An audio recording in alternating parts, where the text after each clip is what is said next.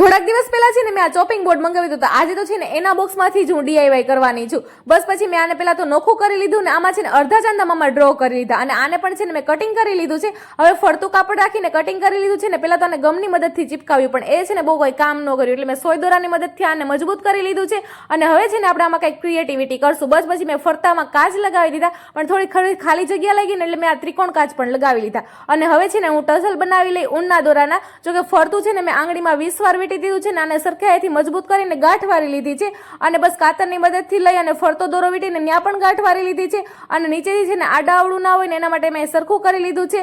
અને બસ પછી આમાં છે ને ગોલ્ડન મોટી પોરવી લીધું છે ને આવા મેં 4 થી 5 બનાવી લીધા છે. અને આને પણ છે ને મેં સોય દોરાની મદદથી અટેચ કરી લીધું છે. અને ઉપર છે ને હુક લગાવવા માટે મેં સરસ મજાનો ઊનનો દોરો લઈને ત્યાં લગાવી દીધો છે. અને બસ આપણું વોલ હેંગિંગ સરસ મજાનું તૈયાર થઈ ગયું છે. આને મેં મારા ઘરની ખાલી દીવારમાં લગાવી દીધું છે. જો વિડીયો પસંદ આવ્યો હોય ને તો લાઈક, શેર અને સબસ્ક્રાઇબ કરજો. હર હર મહાદેવ.